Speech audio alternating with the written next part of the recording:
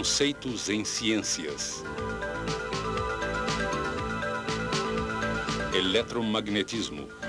O princípio do motor.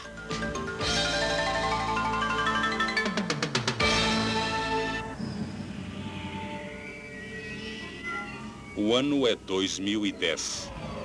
E na base lunar Alpha está sendo preparado um embarque de suprimentos para uma colônia em Titã.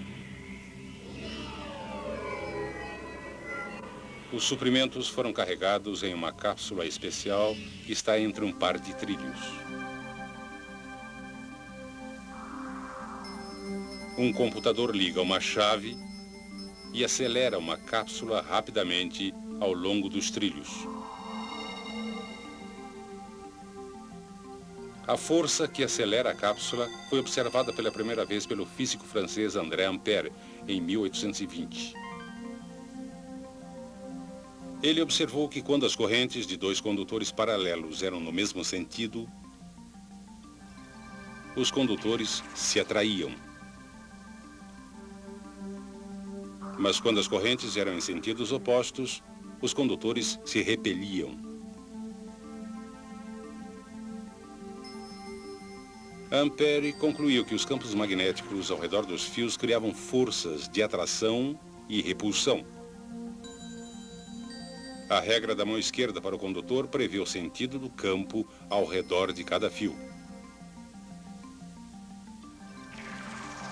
Quando os campos entre os fios estão no mesmo sentido, para ambos os fios, ocorre repulsão.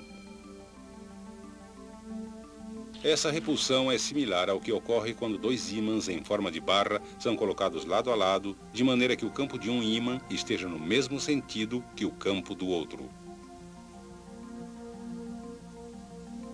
Quando o movimento de elétrons nos dois fios é no mesmo sentido, no espaço entre os fios, o campo produzido por um fio tem sentido oposto ao campo produzido pelo outro.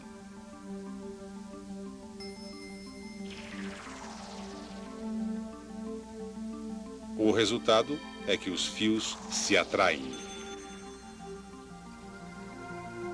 Novamente, isso é similar a dois ímãs em forma de barra colocados de tal maneira que os campos entre os mesmos tenham sentidos opostos. Esses princípios explicam o mecanismo usado para lançar a cápsula de suprimentos. O lançador, denominado canhão de trilhos, consiste de dois trilhos que podem conduzir valores muito altos de corrente. A própria cápsula de suprimentos também é um bom condutor. Quando o canhão de trilhos é ativado, uma corrente muito alta flui por um trilho, passa para o outro através da cápsula e retorna, completando o circuito.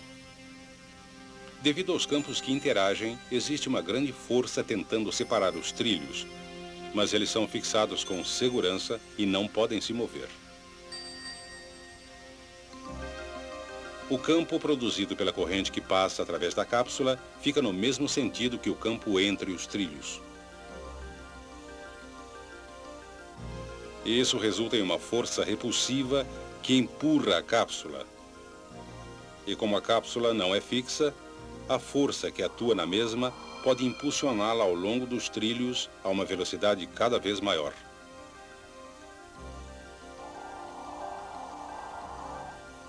Podemos facilmente determinar o sentido da força em um condutor que conduz corrente colocado em um campo magnético. Se o fluxo dos elétrons for nesse sentido, o campo produzido ao redor do condutor irá interagir com o campo produzido pelos ímãs.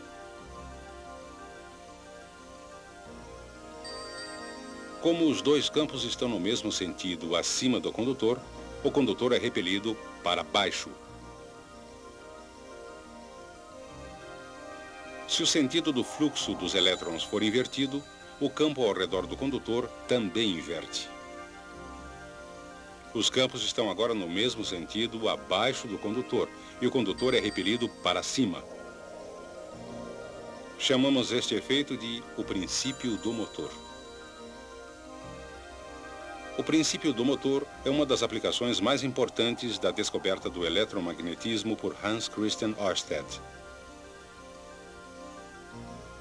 Mas foi o inglês Michael Faraday quem, em 1821, juntou tudo e desenvolveu o primeiro motor eletromagnético.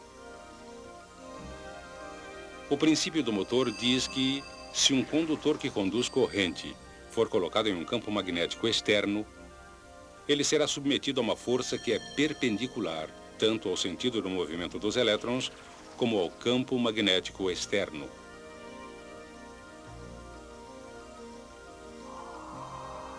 Determinamos o sentido da força pela regra da mão esquerda para a força, isto é, se o polegar apontar no sentido do fluxo dos elétrons e os dedos apontarem no sentido do campo magnético externo, uma seta imaginária saindo da palma da mão indica o sentido da força exercida sobre o condutor.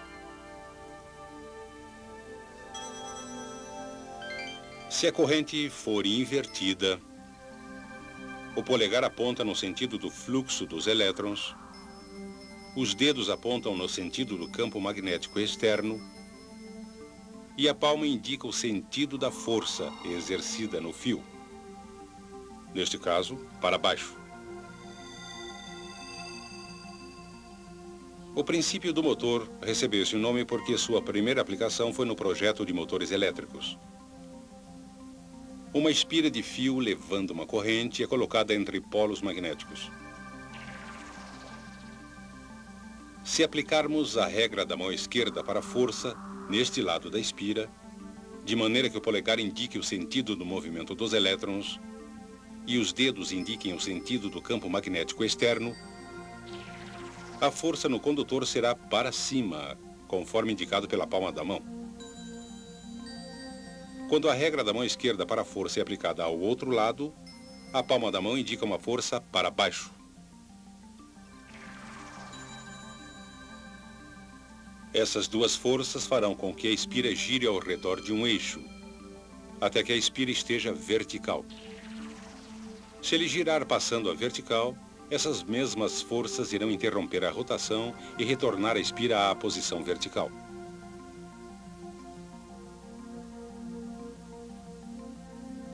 Mas, para executar trabalho, a espira deve continuar a girar. Podemos fazer isso com facilidade dirigindo o movimento dos elétrons por um anel dividido chamado comutador, que está em contato com escovas de grafite.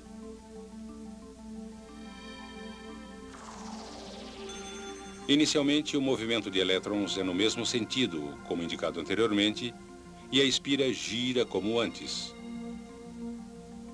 Mas assim que a espira passa pelo plano vertical, o comutador faz com que o movimento de elétrons se inverta.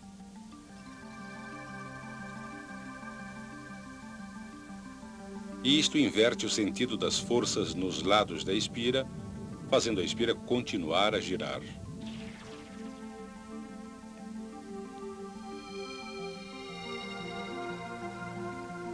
O comutador de anel dividido inverte o movimento de elétrons na espira a cada meia rotação, exatamente no instante em que é necessário manter a espira em rotação. Normalmente, usamos energia elétrica para fazer o motor funcionar. Mas poderíamos usar o motor para produzir energia elétrica?